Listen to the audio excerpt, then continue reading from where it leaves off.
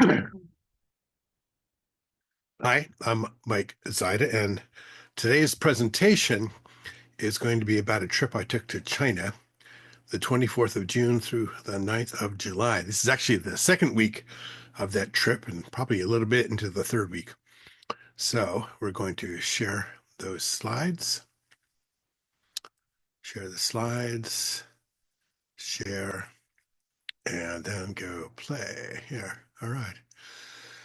This is a picture on the left of the small Wild Goose Pagoda. And the Wild Goose Pagoda is the start of the very famous story, Journey to the West. And let's move on. So in this trip, I'm staying in the Western Xi'an when most of my party flies back to the United States. And so I go out in the morning and do my swim in their pool, and then go over to look at the wild goose, the giant wild goose pagoda, which is under renovation and it's raining, and kind of wander around through the hotel and run into my friend Su Jin. And she is one of my oldest friends in China. She is a famous screenwriter now for television. And she's also been an executive producer for an opera company. So she's a superstar. And we are in the lobby of the Westin Xi'an looking around, seeing if we could make that face. All right. She takes me over to see a poet, poet Wei Dongqing, and he is a very famous poet, and he's going to give a presentation of his poetry at a youth hostel that is in the city wall in Xi'an. And so we head over in that direction. And the name of the youth hostel is the Shiyuan Hostel. And you can see it on the big red doors in the left picture. And you can see their menu on the right, which is got some eclectic things you could order: golden curry pizza, chili con carne, new beer fried chicken. Anyway, it's a youth hostel. You can actually stay there in a shared room and have dinner and breakfast and lunch with your roommates. And this is my friend Su Jun, and we're here to hear the poet. But first, we're going to eat some dinner, and we choose peach pizza. This is pizza that comes from the biggest pizza, which is a name of a shop inside of the youth hostel. And you get pizza with peaches on top, which has got to be the strangest pizza ever. It was good, but that is not something you find in America, I think, too many places.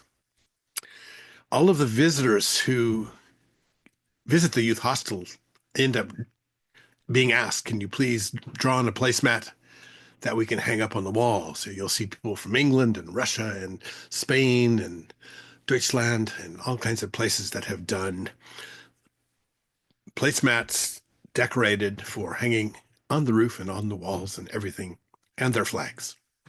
It's kind of cool.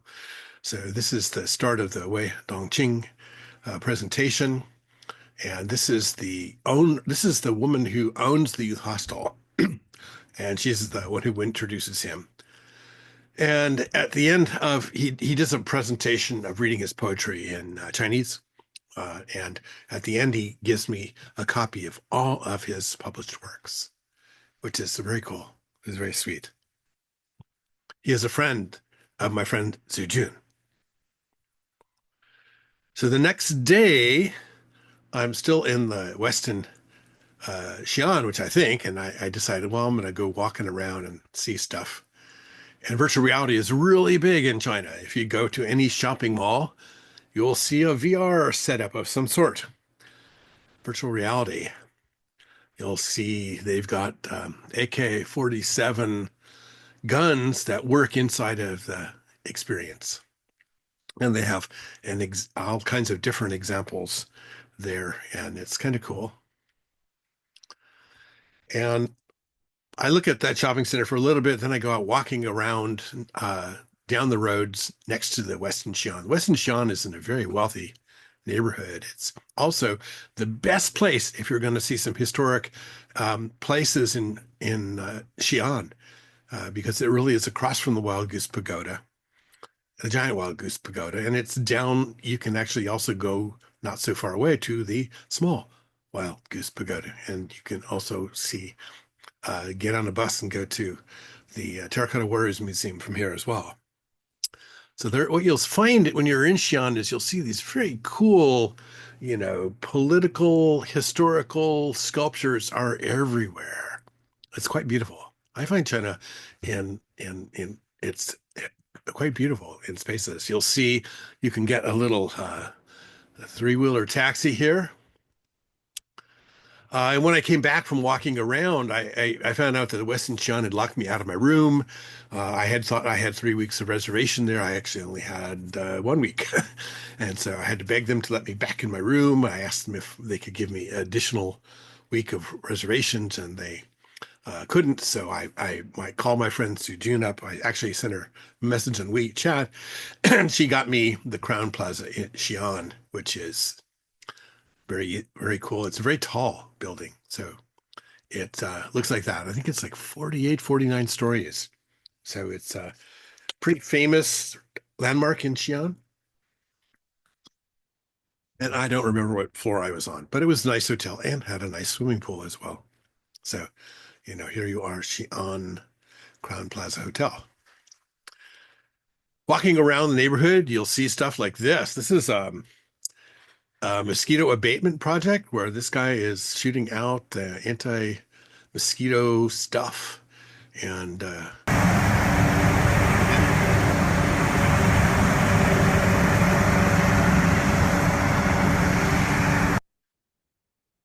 then as you walk down the road from the Westin, not the Westin Xi'an, the Crown Plaza Xi'an, you get to see all these really cool little, shopping areas with interesting signs. And I just, I had no idea what they were, but I just took pictures everywhere. One building has this very cool dragon horse, yeah, dragon horse on it. And I don't know what this is. I hope it's not some kind of crazy place. But I then head off to the Xi'an Museum. And I remember this day. It's very hot, it's very humid, and it's going to rain. And the Xi'an Museum has a very old sign. It's been around a long time. And this is what it looks like. It's pretty cool. The small wild goose pagoda is inside. And this is the ancient building. I think it means it's got the old historic stuff in it. It's in Chinese, it's in Korean, and in English, should you care. And there's the small wild goose pagoda. It's got this beautiful lake. It's actually just a really nice spot. And in that park is a bunch of statues that look like this. They've been carved and they've been left out to get damaged by the elements for years and years. And so they're kind of cool. Okay, here's me with the small wild goose pagoda. Small wild goose pagoda used to be taller, but in an earthquake, it lost like 2 or 3 floors. And it's kind of, something that they have to be careful of. It was sometimes called the Little Wild Goose Pagoda. It's one of 2 significant pagodas in Xi'an. The other one is the Giant Wild Goose Pagoda. And it's the site of the old Han and Tang capital Chang'an. The other notable pagoda is Giant Wild Goose Pagoda, which was built between 652 and restored in 704 CE, Common Era. In the Yanghui period, 650 to 655, under the reign of the Tang Emperor Gaozong, the Wild Goose Pagoda was built in the Daqian Temple to store the sutras, which the eminent monk Xuanzang brought from India to Chang'an, which is today's Xi'an. So that's the story of the journey to the West, which is this eminent monk went to the West, which is India, to go get the sutras from the Buddhist monks in India and bring them back to Xi'an, which is the capital of China at that time. And you'll see some really cool stele things right there on the Wild Goose Pagoda. So it's basically historic sutras of Buddha. And you can kind of see I think this is like a tourist place where you can buy souvenirs and get your ticket to go inside of the small Wild Goose Pagoda. It really is just across the sidewalk from there. So when it's open, it has all these signs, mind your head, because one of the things you learn about pagodas is the stairs get narrower as you go up, and the ceilings gets lower because it's shrinking as it goes higher. More steles about the history of the sutras that are around that were collected, and then just lots of sculptures that have been left outside that are gradually, getting washed away or destroyed by rain, but they're still kind of interesting to see. I like this picture of the small wild goose pagoda with the traditional Chinese roofs. It's very cool. To me, it's cool. There's more of the wild goose pagoda and more of these sculptures. There's just a ton of them. There's a nice lake out the back of the ancient museum, which has got the historical parts of stuff in it. And again, I can't stop doing this. This is how the internet comes into China, and the power lines are on the upper right of this picture. They're straight. They're not tangled. These are, Cat 6 cables or broadband cables that bring the internet up to various apartments, I guess. And they're kind of fun. You can actually go in and get yourself connected right there in that black box, if you wish. All right, this is a work of art, I think. All right, this is even more the road. The cable goes on forever and ever. All right, this is more about the neighborhood near the Crown Plaza Hotel. And if you want to rent a bicycle, here's a bicycle. There's lots of bicycles. They're massive stack, so you just grab one and go. I took a picture of my hotel. I don't know why. And this is the Crown Plaza. Crown Plaza has a restaurant up on the 49th floor, 47th floor, something like that. And next door is a sports arena. It's not an arena, it's an arena. As I don't know, somebody had misspelled something, but it is pasted onto the color of the seats over there. So I guess they're stuck with that. And up on that restaurant, you can get tuna fish ice cream, selected tuna fish mixed with fresh lemongrass and Japanese soy sauce made into a special ice cream mousse served in an apple flavored ice cup. I showed that to my daughter, and she sent me the yuck, the not happy throw up emoji. All right. Here is a picture. What you can see from that restaurant way up, it's kind of cool. You've got the arena, you've got a soccer field, you've got the city of Xi'an, which is amazingly modern and lots of big, tall buildings. And it's the only problem with Xi'an is if you're there in the winter, they burn coal and you can't breathe sometimes. You are in a hotel, you look out the window across the street and you can't see across the street because of the smog. So they need to hire all the EPA people from America to figure out how to get rid of that. This is my friend Sujun again. We've come to this restaurant for dinner, and we can see the sunset from here. It's really cool. And where is that sun setting? That sun is setting and going across the ocean to California, I think. All right. Once again, there's the big, tall, beautiful building, and it's always got flowers. And there's my friend Sujun just hanging around. And we see this sculpture. I think this is a bar or a bar we went into. They've got this sculpture I thought I would try. When you walk around Xi'an, there's a big shopping center, and it has all these little miniature. This looks like a ripoff of Disney's Teacup Ride. But that's exactly what it is. And you can see all of these big head characters everywhere. And they're very cool. You got the Lego Man. You got you can go buy a blonde wig should you so choose. And dream trips. You should be here. Welcome to Xi'an. I didn't know what this place was, but it's pretty magnificent. It's got this massive entryway. It looks like it has security. This must be a government building of some sort. If you go down the road next to that big building, you'll see this restaurant, which is, got burning something in this big trash can, this big 55, I don't know if it's 55 gallon, it looks like a 55 gallon drum in America. And it's going to boil something in that pot, and away you go. They've got their barbecue outside. They're going to cook you some barbecue. So it's kind of cool.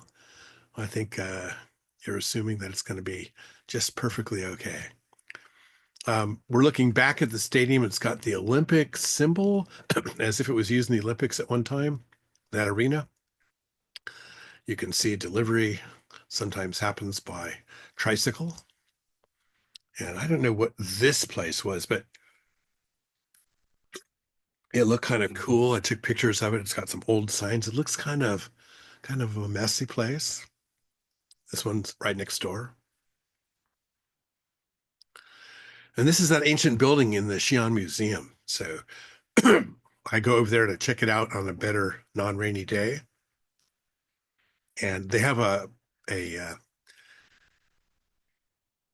exhibit they're showing, which is the life of beautiful women in Chang'an in the Han and Tang dynasties.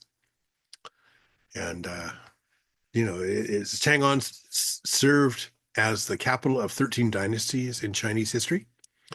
As the start of well-known, it started the Silk Road, as well as the political, cultural, and economic center of East Asia. It witnessed the integration of colorful, exotic culture and traditional Chinese culture in Han and Tang dynasties, which contributed to the all-embracing, brilliant, and colorful scene of prosperity. In that period, open-minded women lived a life full of variety in Chang'an, enjoying the advantages of being in an imperial city. They wore gorgeous clothing, beautiful makeup, and exquisite ornaments to show their personal charm, and always went leisurely to downtown streets, lanes, parks, and famous historical sites, uh, thus leading the fashionable trend of females' life. So anyway, I just read you that sign.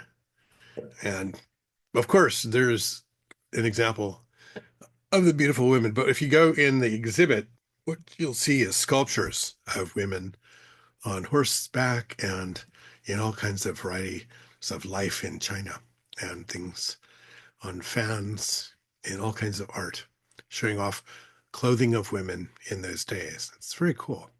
Oh, this is great. This is hairstyles. Facial makeup and hairstyle. As the lifestyle and customs of Chinese women, makeup has a long history. Its ups and downs signify the changes of society and fashion, as well as the orientation of aesthetic idea to some extent. In the Han Dynasty, females had rich cosmetics, and those in the palace started to use precious lo zidai, black eyebrow drawing material produced in Persia. In the northern and southern dynasties, makeup skills became diversified. As foreign ideological and cultural achievements were absorbed in Han and Hu customs were integrated into the Tang dynasty, it was popular that females pursued and favored novel and fashionable makeup, and the phenomenon that females dressed up as Hu women was nothing new. Wow, okay. So I just took lots of pictures of the sculptures in this museum. It's very cool. And some of the clothing. And some of these sculptures are 2,000 years old. So 1,500 to 2,000 years old. So they're just gorgeous to look at and very, very nicely done. Um, when you go through a historical museum like that, you often will see the noses snapped off of Buddha or other people, and that's because there was some Muslim attack that happened that made this happen. But you always have this dragon or this snake sculptures and the various gods of Buddhism here. And they're all very cool. And I always like these carved snake dragon guys because they're completely awesome. And this guy's he looks like Shrek, an angry Shrek who's lost some weight and is wearing fighting clothes. So this is just, if you go into the Xi'an Museum, and it's not on a typical uh, tourist destination because all the signs are in Chinese. You're not going to know what they are unless you pick your phone up and aim it at them and have Google Translate work for you. So it took pictures. I think I took the entire museum. So you probably don't want to hear that from me, but it's just the historic 2,000-year-old sculptures are really just awesome to see, and even the ones made of gold. Again, another smashed nose. Earthquake maybe knocked it over. Another smashed nose. Anyway, this is what you see if you go in the Xi'an Museum in this particular exhibit about women. So it's a lot of sculptures of women and various roles. I like these. I like these kind of interesting ones that are like multi-sided square things with little scenes going on. I don't know what they are, but they're cool. These artists are just amazing. There's, if the stone is really soft, it and it's been outside at all, it loses some of its definition as on the right there. So these are very cool. Okay.